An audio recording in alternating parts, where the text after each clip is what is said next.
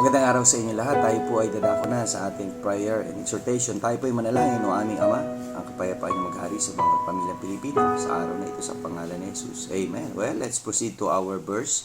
Kahapon pinag-aaralan natin yung Philippians chapter 2 and verse 12, no? 21, for sabi niya, for all seek their own, not the things which are Jesus Christ. Well, totoo nga ho, na talagang kailangan bumalik tayo doon sa kalooban ng ating Panginoong Kristo, hindi kalooban natin.